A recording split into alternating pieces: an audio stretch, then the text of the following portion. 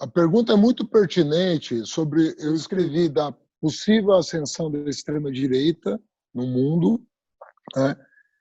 E falava que na periferia, na verdade na semiperiferia, você tinha riscos de adoção de práticas do velho fascismo, adequando essas práticas à posição dos países semiperiféricos que poderiam estar vivendo o processo de periferização. A crise do neoliberalismo pode acarretar mais a emergência de extremas direitas, entre aspas, diferentes no núcleo do sistema e na periferia do sistema. Era para esse fenômeno que eu queria chamar a atenção, dizendo que ele ia produzir resultados econômicos diferentes e, portanto, soluções conservadoras diferentes. Por isso que eu dava nomes diferentes para aquilo que eu previa que ia acontecer. De um lado, uma defesa do espaço vital no centro, ou seja, já um pouco falando de xenofobia, nessa linha, que uma espécie de proteção da riqueza oligárquica no centro, e de um pega para capar na periferia, porque aqui você não tem riqueza oligárquica. Então, aqui você ia ter que se haver com um processo de degradação social. Aí a pergunta é muito boa, porque assim, o que aconteceu? O que aconteceu foi o seguinte: na América Latina, os governos liberais entraram em antes do mundo desenvolvido. A nossa crise neoliberal, ela acontece antes e depois vai acontecer depois, né? Ela vai acontecer nos anos 90, né?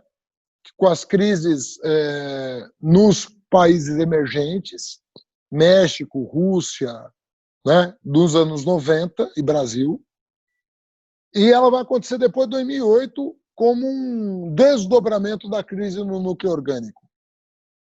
Então, quando acontece a crise do paradigma neoliberal aqui, coincide com o fato de que a esquerda não está no poder, então a crise estoura no colo dos governos neoliberais, e a esquerda se apresenta para governar numa conjuntura internacional ainda favorável, que vai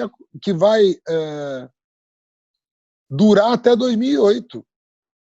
Então, nós pegamos uma janela, para por assim dizer, o governo Lula pega a janela entre a crise de 98, que é a crise do modelo do Fernando Henrique, que acontece logo depois da reeleição, se elege em 2002 e pega essa janela até 2008. Essa janela que ele aproveitou, e na minha opinião aproveitou bem, porque ele distribuiu renda, ele teve muitas coisas boas no Brasil nesse período, na área da educação, na área do setor do combate à fome. No Nordeste teve transposição, teve uma opção de coisa, teve Fundeb, teve muita coisa. Mas foi uma janela de oportunidade que o Lula se beneficiou. Eu acho que o Lula enfrentou bem a crise de 2008, o que não vale, na minha opinião, para depois que o Lula deixou a presidência.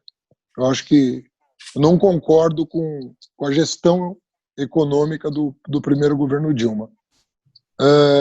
Sobretudo porque ela achava, a Dilma, que a crise de 2008 era passageira. E eu não achava que era passageira. Então, onde nós erramos? Eu acho que nós erramos quando nós não compreendemos a natureza estrutural da crise de 2008. O Lula não teve nem tempo de fazer essa reflexão, porque ele enfrentou o primeiro choque, e enfrentou bem o primeiro choque, só que ele deixa a presidência em 2010, e aí depois a gente não fez o diagnóstico correto. Então, do meu ponto de vista, nós cometemos vários erros a partir de 2011, tanto do ponto de vista político quanto do ponto de vista econômico, que não foram suficientes para queimar o capital político do PT, tanto é que a Dilma se reelege em 2014, mas é o suficiente para gerar um movimento golpista do lado da oposição que não aceitou o resultado eleitoral de 2014. Só falar de fundamentalismo religioso, o fundamentalismo religioso ele se torna muito perigoso em momentos de crise econômica, sabe? Porque dependendo do caminho que ele toma, ele leva água para o moinho da intolerância e nós sabemos o que significa a força da religião em momentos de crise para o bem e para o mal. Não é necessariamente para o mal, mas no caso brasileiro houve um pacto óbvio, né, com o bolsonarismo por parte do neopentecostalismo, né? Não era dado esse pacto, não estava dado que isso ia acontecer.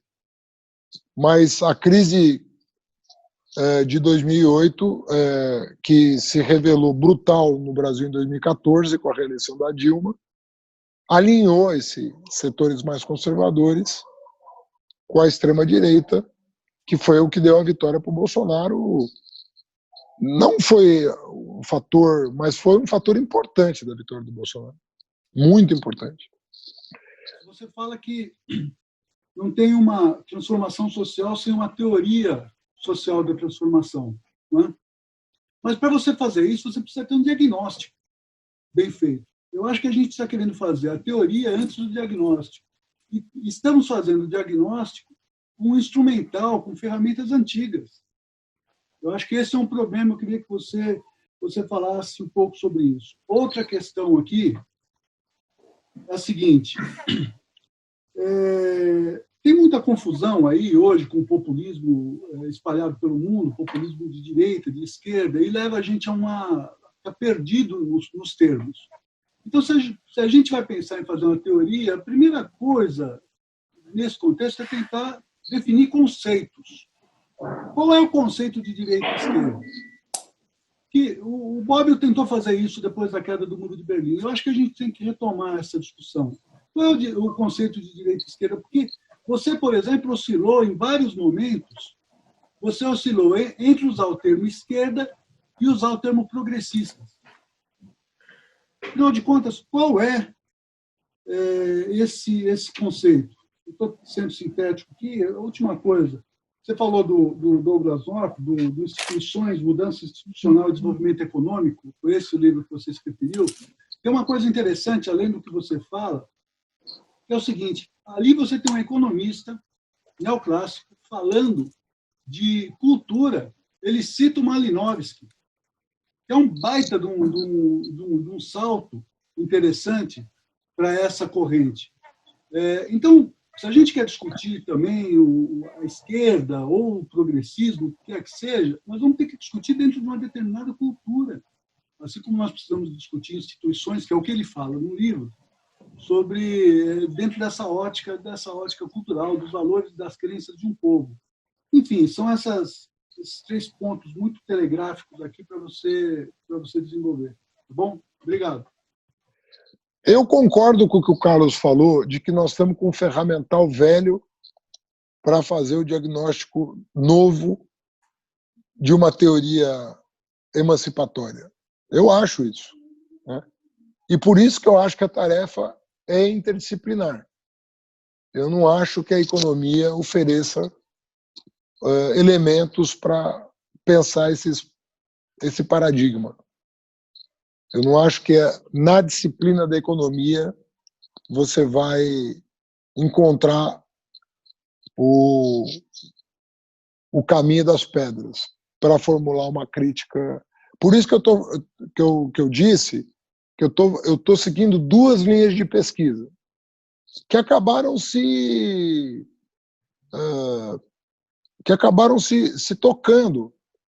Hoje o debate na economia se dá também em relação à evolução. Então, eu acho que nós não vamos conseguir rediscutir desenvolvimento econômico sem pensar o que isso significa em termos de evolução. Eu não consigo mais dissociar esses dois programas de pesquisa, porque os economistas fizeram isso a favor do seu paradigma, a favor da sua maneira de ver o mundo. Então, os fundamentos hoje são fundamentos materiais muito robustos e que vão precisar ser desafiados no seu próprio contexto. Não acredito que uma discussão sobre economia vai indicar o caminho. A esquerda sempre esteve muito associada com a ideia de desenvolvimento das forças produtivas, como força emancipatória. E eu acho que não é só disso que se trata mais. E por isso que um outro termo aparece nessa semântica, né, nessa narrativa. É outra maneira de ver. Quer dizer, o que é que expressaria um repensar da evolução a partir de um paradigma não produtivista? O que é isso? Que esbarra no que foi dito sobre o Biden, sobre o Green New Deal. O que é isso? Que nos permitiria aprender a totalidade de uma perspectiva emancipatória não tributária do produtivismo econômico, simplesmente. Eu acho que é por isso que os termos vão oscilar um pouco até que a gente capture um corpo teórico que dê conta, com ferramentas novas, dê conta dos nossos velhos problemas. Eu vejo que a gente evoluiu muito na questão da comunicação digital nesses últimos 10 anos. Eu digo enquanto esquerda, enquanto PT, enquanto projeto progressista, ou enfim. Mas eu acho que ainda falta muito, né? E muito não no sentido do uso mais ferramental da comunicação, não no sentido de como usar plataformas, como fazer as nossas mensagens se disseminarem, etc. Acho que isso é sempre um desafio permanente, mas eu acho que falta mais no sentido de entender a comunicação como um processo que perpassa vários outros processos sociais de construção do mundo, de construção de sociabilidade, de construção das formas econômicas atuais. E aí eu vejo que na construção de um projeto de sociedade mais justa, eu acho que a gente ainda está muito longe de compreender e de trabalhar essa questão da comunicação de uma forma um pouco mais sofisticada, um pouco menos maniqueísta, um pouco menos determinista. Então, queria ouvi-lo um pouco falar sobre essa questão da comunicação. Enfim, eu tenho encontrado um certo refúgio na leitura da Hannah Arendt no Origens do Totalitarismo, e no finalzinho do livro, ela fala assim: o domínio totalitário traz em si o germe da sua própria destruição. E também ela diz o seguinte, que a verdade é que todo fim da história constitui necessariamente um novo começo. Eu te pergunto assim, o que você acha que é um recomeço possível? Você citou no começo que nós somos viúvos, né, de um sistema que já morreu, né, de ideias que já, né, passaram o prazo de validade há muito tempo. Como que você enxerga esse agravamento, né? Você acha que é um pouco catastrófico esse cenário que eu pintei aí? Como que você enxerga as dificuldades que a esquerda tem com a questão da diversidade? De onde vem, na sua opinião, a dificuldade, a dificuldade que a esquerda tem nesse campo? Incluindo o campo, eu queria falar da diversidade, mas também um campo religioso. Eu lembro que a gente conversou lá no nosso último papo, que essa mesma base, inclusive, dos evangélicos, também foi base de sustentação do governo Lula durante muito tempo. Né? Isso aqui, durante o governo Lula, era baseado na teologia da prosperidade, em que o Lula mostrava que as pessoas poderiam ganhar. E depois a gente foi para um debate de costumes, onde a gente não soube trazer isso, esse campo para uma camada mais progressista. Acho que essa é a minha primeira pergunta. Que muitas das críticas que se faz ao tipo de luta política que os fascistas têm desenvolvido no Brasil, o não ouvir, né, a criminalização da esquerda, muitas vezes também está presente no campo da esquerda.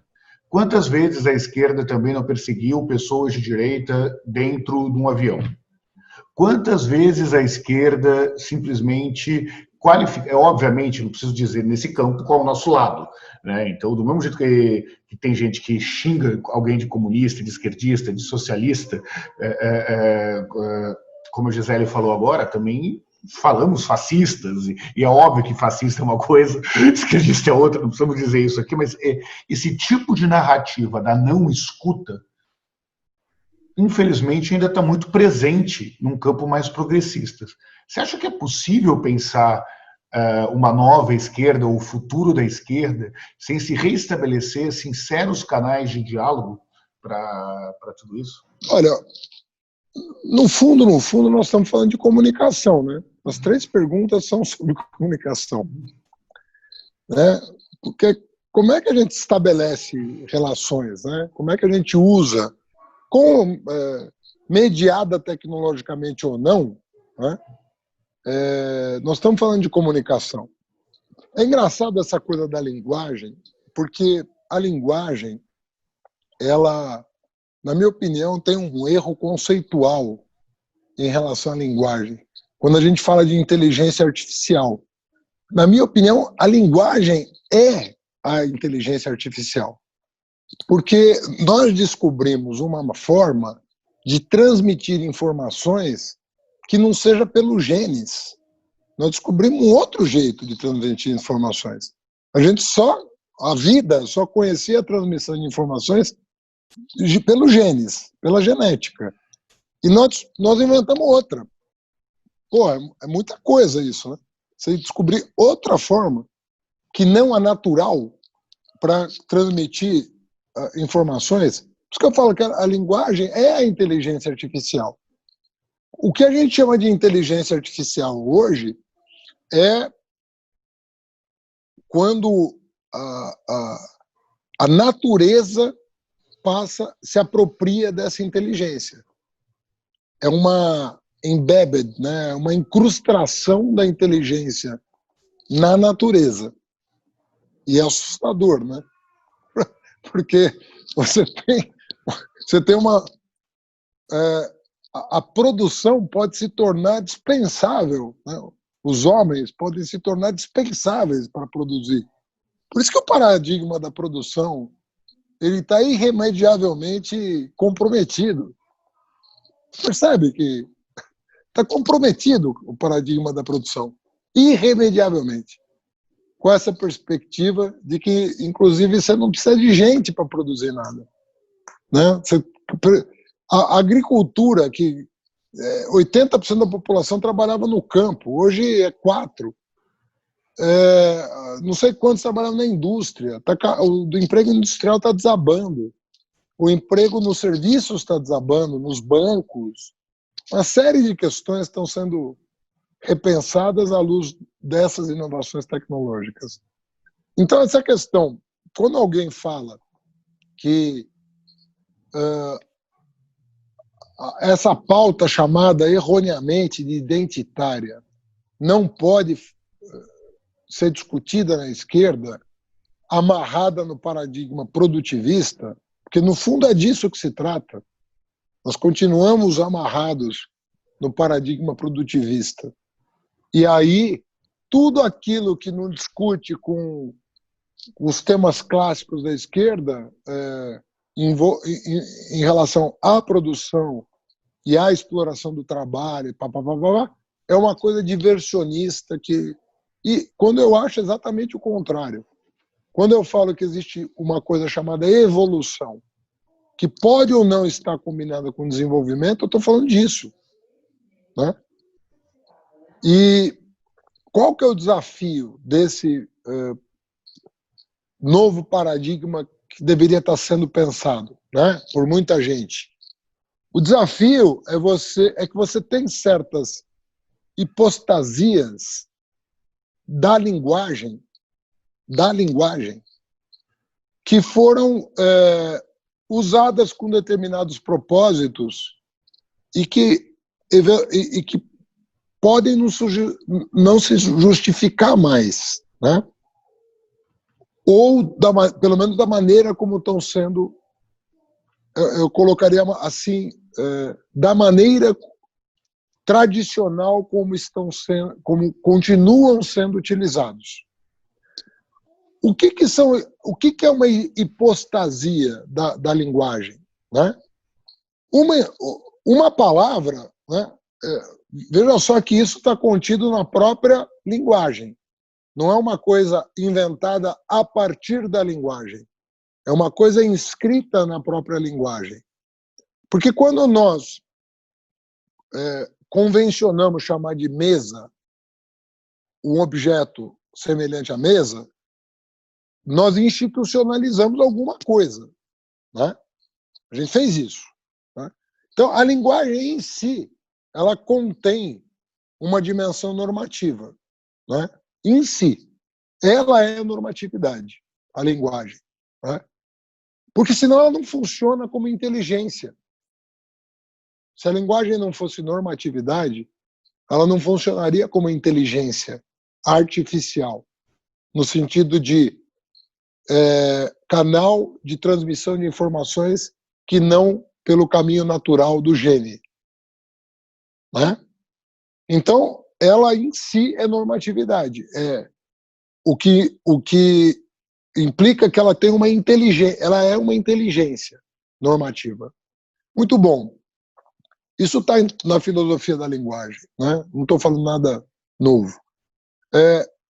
Mas quando você pensa em instituições para além da linguagem, mas pressupostas na linguagem, você vai topar com religião, por exemplo. Ou com nação. A nação não existe. A nação é uma institucionalidade, inclusive produzida de fora para dentro. Tem um livro bonito do Benedict Anderson, irmão do Perry Anderson, mostrando isso, como é um conceito produzido de fora. Um bando lá começou a ser chamado de lusitano, sei lá, funciona assim. Funciona numa relação que depende da alteridade, né? A religião funciona assim também, né? Por que eu estou dizendo isso? Porque essas formas hipostasiadas, elas podem significar da maneira como travas, né, ao desenvolvimento humano. Por exemplo, quando você tem guerra comercial entre países, quando a esquerda defende a nação mais do que a União Europeia, ou mesmo quem defende a União Europeia não defende a mutualidade da dívida para enfrentar a pandemia na Europa. São formas, são níveis de abstração diferenciados, em que a linguagem se hipostasia e serve de barreira. Serve de barreira ao entendimento. Olha o que a linguagem servir de barreira ao entendimento quando ela se hipostasia. Esse é o drama das instituições, né? É que no momento em que ela servia de plataforma para o avanço, ela também servia de plataforma para o recrudescimento da intolerância, por exemplo. A intolerância está muito baseada nesse construto em que você vê o outro como oponente. Esse movimento de hipostasia da linguagem é o que trava o diálogo, é o que trava a racionalidade. Nos termos do Habermas, é o que trava a razão dialógica, a incapacidade de entendimento. Né? Então, quando a gente pensa na condição humana e a distingue a evolução humana da evolução natural, é nesse contexto que você está inserido, em que você tem uma dimensão outra que a natureza não tem. A natureza tem uma forma de transmissão, nós não temos uma. Nós temos a natural, a gente transmite os nossos genes para os nossos filhos, mas nós temos uma outra forma de transmissão de informação. E todo o segredo está em trabalhar essa forma de transmissão de informação para desbloquear o entendimento, para desbloquear, né, esse travamento da comunicação. Então, você consegue inserir esse debate de raça, religião, nacionalidade, gênero, nesse contexto em que você não está falando de desenvolvimento econômico, você está falando de outra coisa, você está falando de evolução humana, que tem outros pressupostos.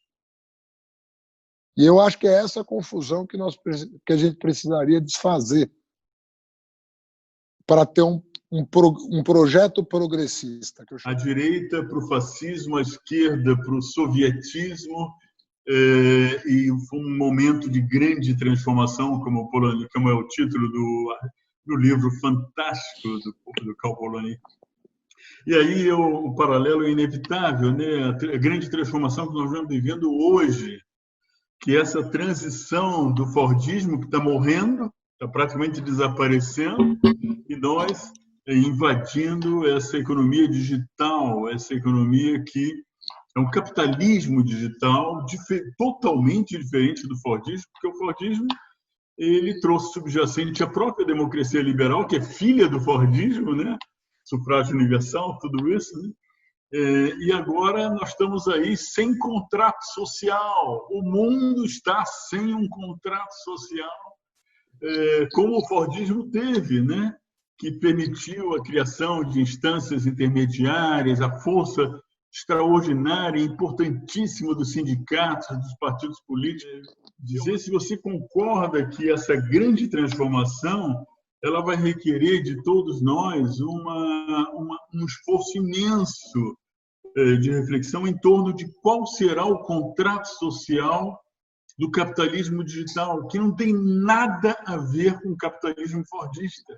É a antítese do capitalismo fordista, eu até diria, né? É mais esse grande desafio da esquerda de pensar com a construção desse contrato social, né? A grande transformação dos livros mais notáveis do século, extraordinário, ele tem uma correspondência com o que está acontecendo hoje evidente, porque o Polanyi, com razão, aponta para a crise do século XIX, o que acontece em seguida.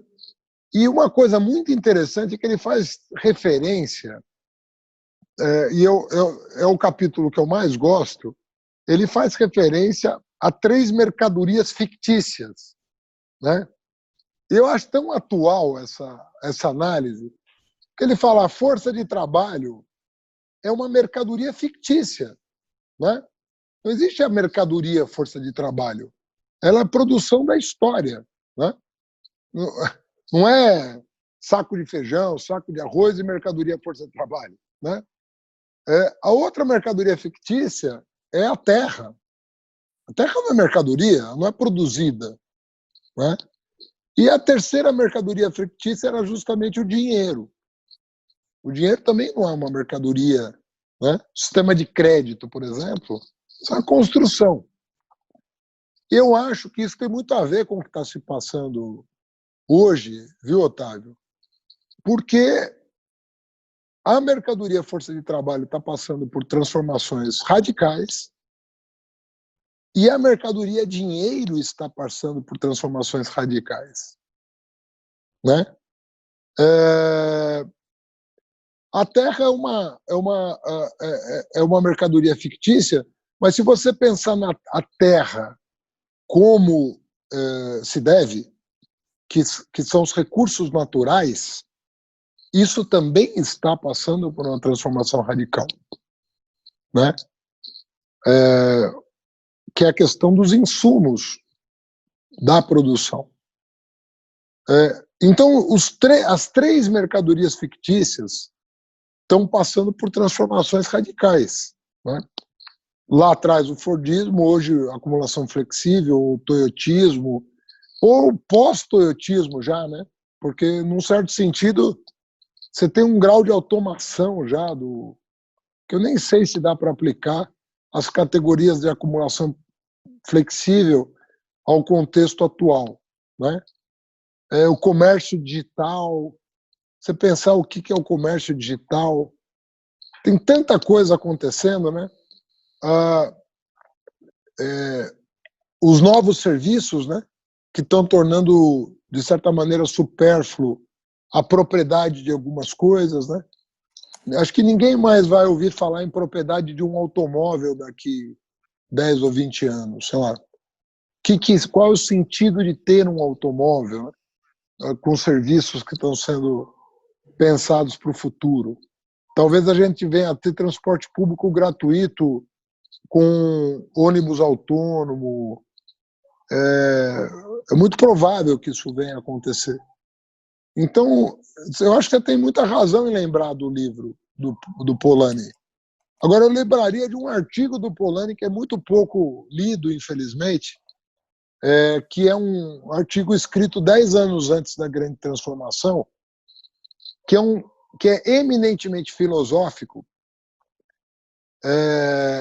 que chama A Essência do Fascismo, e que eu acho que vale a pena também relembrar, porque é um texto brilhante sobre dois pensadores da época, o Otmar Spahn e o Cleges, que escrevem sobre vitalismo e sobre totalitarismo, e o Polanyi explica como é que esses autores deturparam o hegelianismo e o nietzscheanismo para formular a tese de uma espécie de vitalismo totalitário, né? Que eu digo isso porque alguém citou a Hannah Arendt, que certamente bebeu dessas mesmas fontes para escrever sua crítica ao totalitarismo. Mas o Polanyi antecipou muito,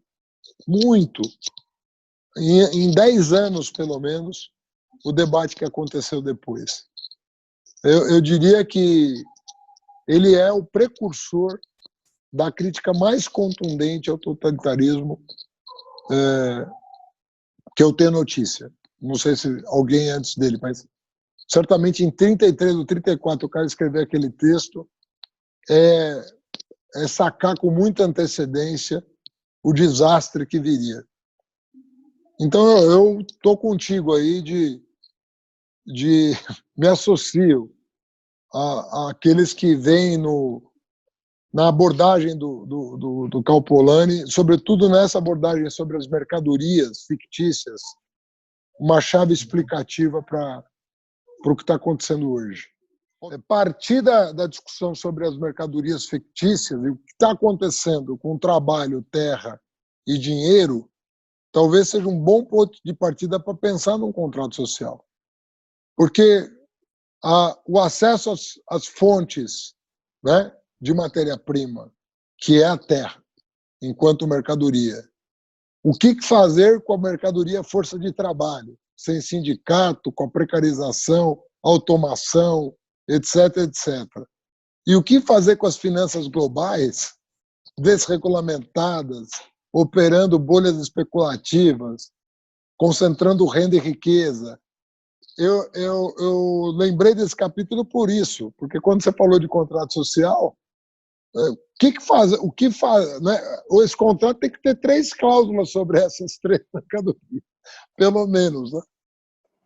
Então é um bom ponto de partida, Polanyi, para pensar isso. Trabalhando para esse capitalismo digital, eu percebi o quanto a tecnologia, como novas ferramentas, ela traz novas narrativas.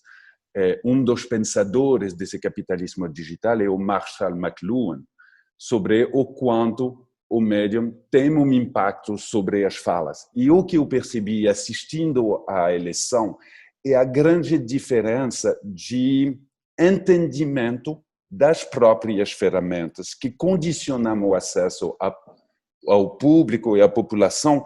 E essa é a observação e a sugestão. Na França, nós criamos uma associação chamada France Digital. Essa associação ela tem como papel o treinamento, a sensibilização sobre essas novas ferramentas, tecnologias, para as pessoas eleitas, para os representantes do povo, para que eles possam entender o quanto isso não muda só a forma de se relacionar, mas também o discurso. E do que eu vejo do Brasil, faz só 5 anos que estou aqui, isso eu sinto muito falta no Brasil, especificamente pensando num futuro da esquerda. 2 coisas só para você comentar. Uma, isso parte dessa motivação está em toda a agenda do neoestruturalismo, todo mundo que tentou, se mencionou logo no início, né? Estudos culturais, estudos de gênero, estudos de raça, tal, estão motivados por esse processo e estão no campo progressista, digamos assim. Tá? E tem uma questão chave na tua agenda de pesquisa, só para depois você falar, que o grande risco que eles estavam tentando superar é o risco que eu acho que a gente tem que superar, que é reconhecer como é que a tradição marxista, desse ponto de vista, estava historicamente ultrapassada. E o risco do esforço de uma estratégia, como você está propondo, não é ter uma teoria social emancipatória, é ela se confundir com uma teoria totalizante. Então, acho que tem uma tensão permanente em como ser global, ser articulado, né, e não virar uma teoria totalizante. Então, só queria saber depois como é que você está enfrentando isso. E aí uma declinação disso, que eu acho que é de onde sai parte dessa cultura também de esquerda e progressista, então, e que tem a ver com uma pergunta mais do Renato, é como é que a gente traz, você sabe que eu tenho um problema de cachimbo, né, de desigualdade e diversidade para esse eixo, tá? Dentro da tua agenda de desenvolvimento mais humano, tudo que você está trazendo, né, linguística, neoevolucionismo, tal, isso aqui, dialoga um pouco com o campo da teoria da justiça. Tá?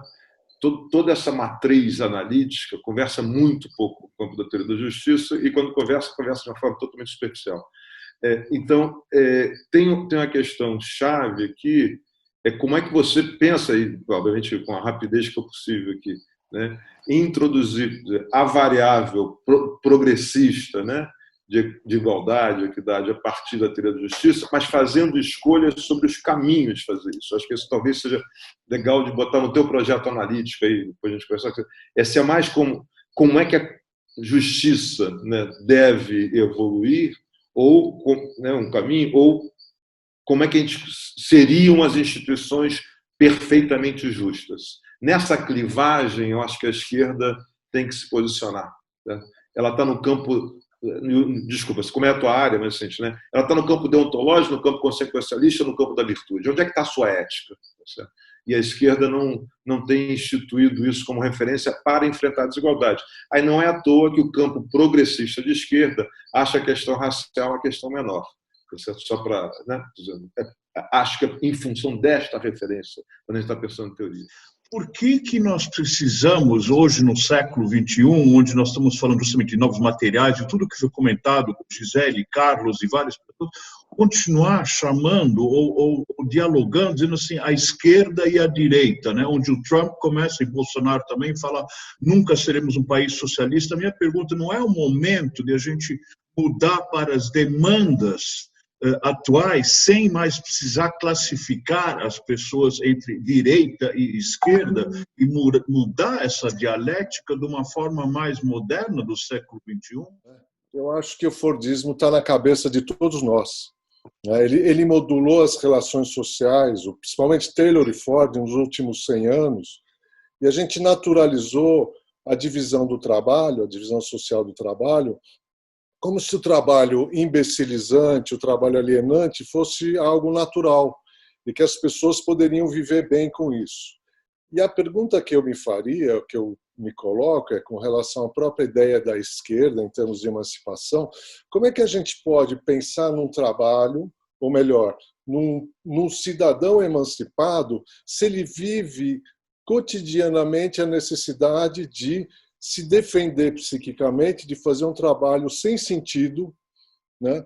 E que ele passa anos a fio sem uma perspectiva de desenvolvimento enquanto pessoa. Então, acho que assim, se a gente reencantar o trabalho enquanto esquerda, pensar da centralidade do trabalho como algo para todo mundo, talvez a gente possa, sei lá, encontrar algum tipo de caminho. A gente está fazendo aqui uma discussão sobre para onde vai essa esquerda, para onde vai a ideia de um campo progressista daqui para frente, e que tem muito a ver com a ideia de nos diferenciar, ou diferenciar esse campo do que seria o outro campo, os conservadores, uma direita, essa que está no poder, outras tantas que estão na sua periferia e tudo mais. E aí eu fico me perguntando se não seria exatamente o contrário, se não caberia a essa esquerda, a esse campo progressista, ter a ousadia de ter a humildade de repensar outros momentos dessa esquerda, como o adornamento do Partido Comunista lá com Berlinguer na Itália, como o que foi feito na Alemanha com as esquerdas ali, com a fracassada terceira via do Tony Blair no Reino Unido, e tantos outros momentos em que os campos progressistas se voltaram para si, tentaram enxergar caminhos ali mais consensuais, eventualmente, acusados às vezes de murismo, acusados às vezes de estarem cedendo demais, mas eu lembro também, não custa lembrar que na minha cabeça, pelo menos, o discurso melhor, mais avançado, mais progressista que a ex-presidente Dilma Rousseff teve ao longo dos mandatos dela foi o discurso exatamente quando ela falou mais para o campo progressista, quando ela estava saindo já do governo, já empichada, e não ao longo do processo todo, onde cedeu-se muito, olhou-se muito para outros campos, mas de uma forma, eu acho, ainda bastante claudicante. E se não seria o momento, agora, aproveitar essa debacle da democracia representativa, que o Otávio se debruça tanto sobre esse momento, o requestionamento também dos partidos, das estruturas, como a estrutura sindical e tudo mais, para voltarmos àquilo, não que nos separa do campo mais conservador, não aquilo que separa os progressistas dos conservadores, mas aquilo que pode uni-los nesse momento, que seria o básico do básico. Como discutir um projeto de esquerda lá na frente se a gente não tem saneamento básico? Eu não falo desse, do marco, que foi aprovado agora, mas o saneamento básico mesmo. Uma educação de qualidade para todos os brasileiros, inclusiva, laica, que junte a sociedade, que não a separe. É uma política habitacional que volte a olhar para isso, para o desenvolvimento urbano, e aí junte nela as pautas do desenvolvimento sustentável, as pautas do respeito às particularidades regionais e locais e tudo mais. Ou seja, vários temas que, muito mais que nos separar de outros campos ideológicos, separar o campo progressista de outros campos ideológicos, poderiam nos unir. E se dali para frente, quando teria sido feito o que os gringos chamam de level the playing field, ou seja, deixar o campo igual para todo mundo, e aí sim, a partir desse segundo patamar, um outro patamar, como diria Bruno Henrique, jogador do Flamengo, chegar a uma discussão mais produtiva, realmente pragmática, do que pode ser um projeto progressista para esse país. Porque, enquanto isso, a defender purismos, a defender um projeto perfeito, a defender algo que lá na frente pode ser muito melhor, talvez a gente não chegue a canto nenhum, ou fiquemos, talvez, onde estamos parados agora, com todos os riscos que isso traz embutido. Eu acho que tem um solo comum, né? Pelo menos 3 ou 4 intervenções, que é uma questão que tem muito a ver com toda a discussão que a gente fez, que eu vou chamar de discussão sobre ética, né? No fundo, quando Ricardo Henriques fala de teoria da justiça, E eu vou lembrar um ponto curioso, que a primeira vez que eu topei com a teoria da justiça, que foi, obviamente, o livro do Rawls, eu falei, pô, esse cara levou o Pareto a sério.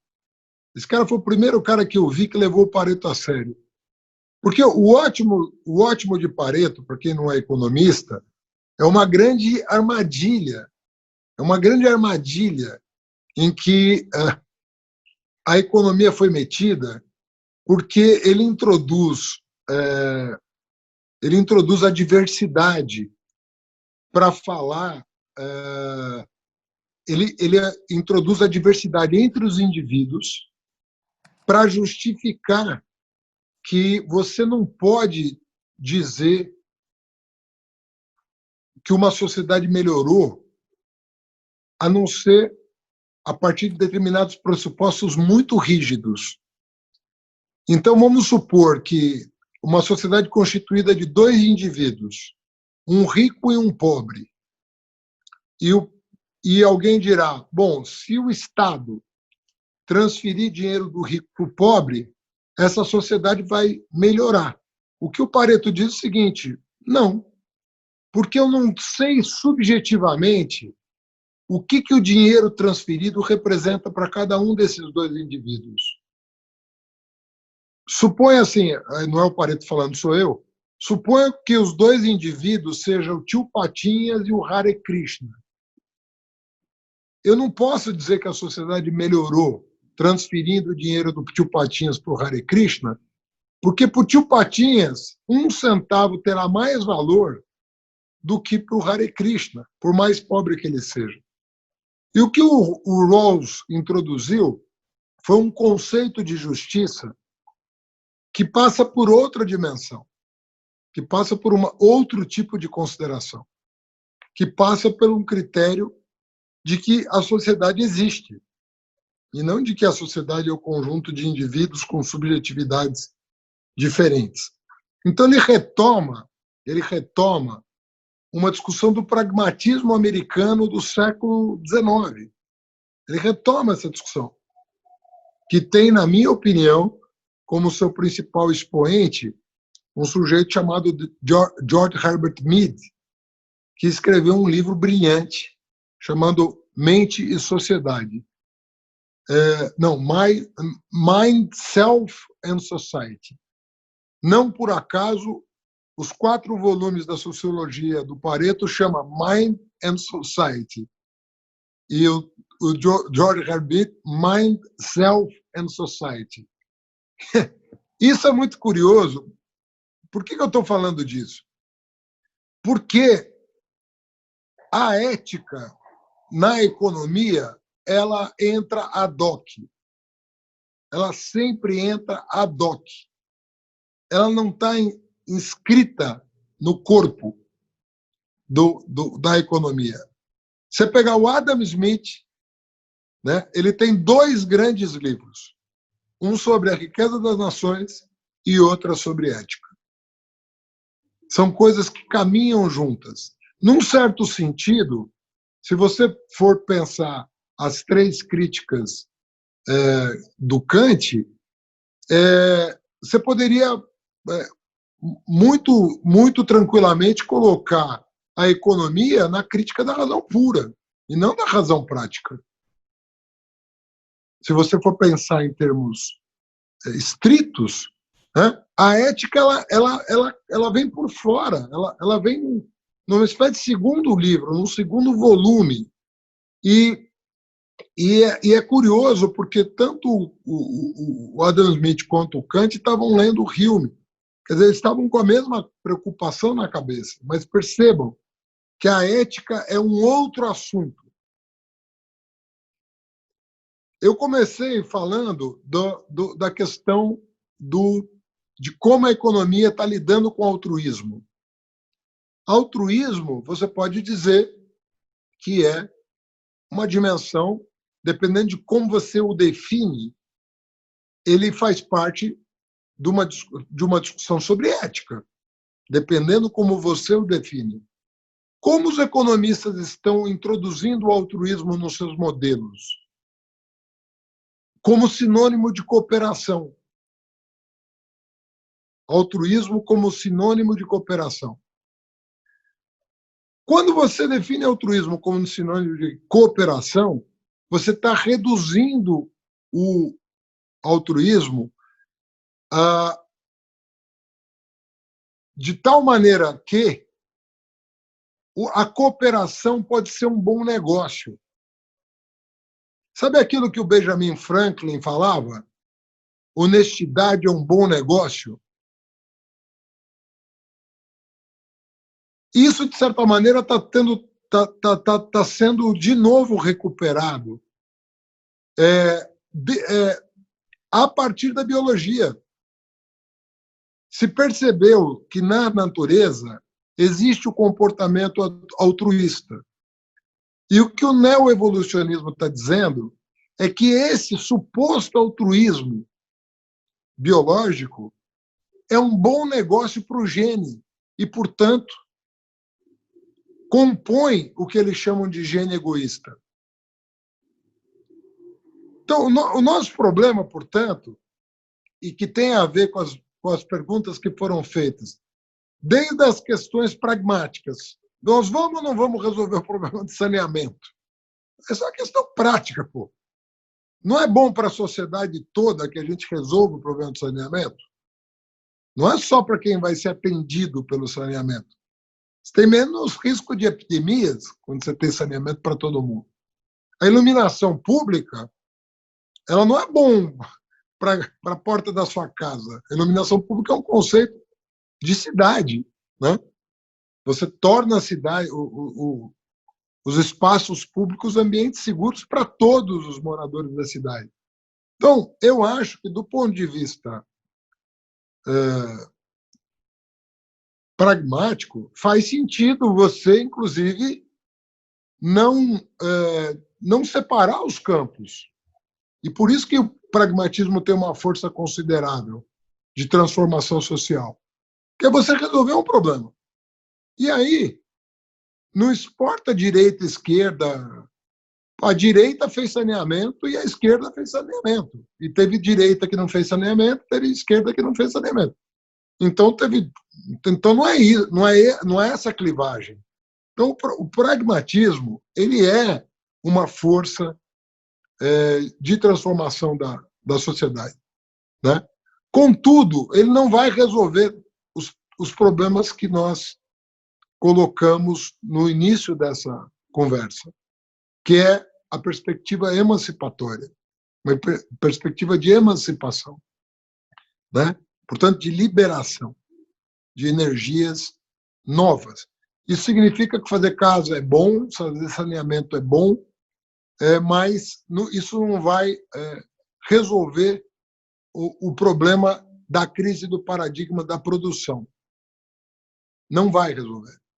Então, a hora que nós esbarrarmos em externalidades que nós não controlamos, nós não vamos saber como lidar com elas. Como, por exemplo, a questão ambiental. O jogo de forças ou a concorrência interestatal. Como é que nós vamos lidar com essa questão?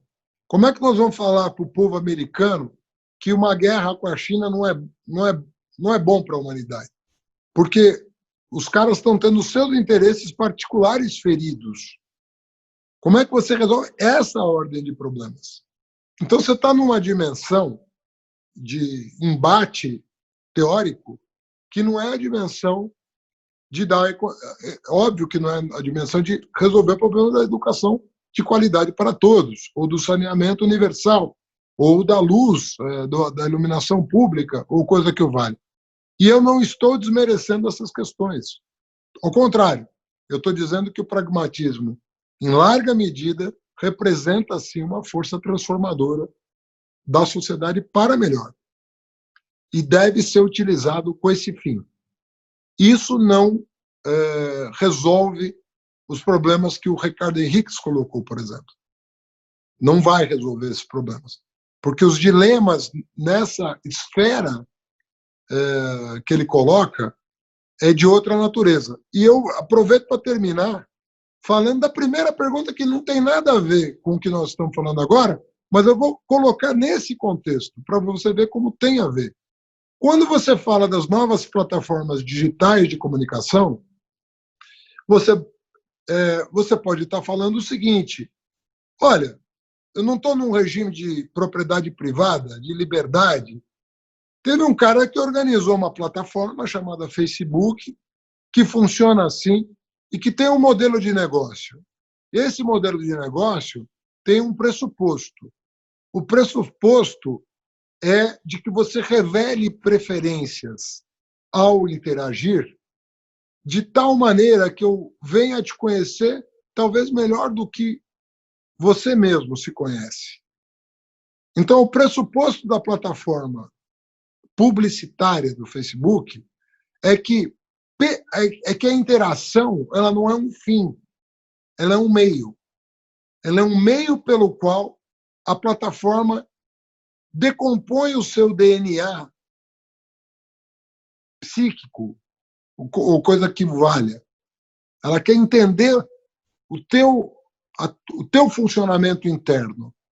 E a partir dessa revelação, que se dá por várias maneiras, em que você interage, o que você gosta, o que você não gosta, os seus comentários, os seus campos de interesse, a partir dessa interação que você faz gratuitamente, você dá um conjunto de informações valiosíssimas para a publicidade.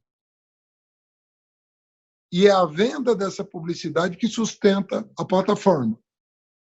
Bom, tem uma discussão incrível para se fazer disso, sobre liberdade de empreendimento versus o que isso significa, como é que isso impacta as pessoas e qual que é os protocolos que precisam ser observados para que essas coisas possam funcionar para o bem comum. E isso é uma dimensão de discussão que vai para além da própria discussão sobre como ela funciona, dando de barato que ela não vai alterar os seus procedimentos. Então, dando de barato que o modelo de negócio é esse, não vai mudar e, portanto, trabalhe com essa. Nós tanto podemos pensar numa legislação que estabeleça critérios de como os dados pessoais das pessoas podem ser utilizados ou não, como nós podemos ter uma ação ativista para, eventualmente, criar outras formas de interação virtual que não passe por esse modelo de negócio, por exemplo. Desde que as pessoas tenham consciência do que significa participar de um e de outro. Então, não tem como. O problema todo é que essa dimensão ética ela está muito dissociada da dimensão econômica. E isso perpassa, de certa maneira, as discussões todas que foram colocadas aqui, que envolvem, inclusive, as dificuldades da esquerda de lidar com questões como racismo, ou patriarcalismo, ou o que quer que seja. E de como a extrema-direita tem se valido disso para angariar apoio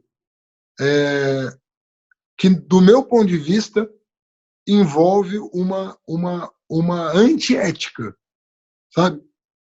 Mas como combinar isso com a extrema-direita?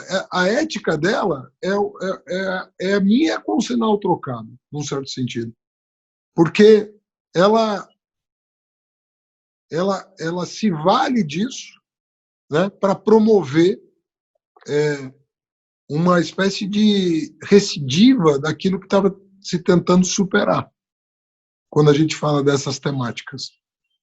Então, nós temos que encontrar um caminho que não faça da ética um anexo ou um capítulo lateral, né? Um segundo capítulo do tema que interessa. que é a economia, ou que é a produção, ou que é a concorrência, ou que é o interesse individual. Nós não podemos mais trabalhar com esse conceito. Sabe? Tem o que importa e nós temos um segundo livro que trata das questões que o Ricardo Henriques colocou, a teoria da justiça. Sabe? Ou a gente... E o Rawls fez uma tentativa muito brilhante de tentar resolver isso.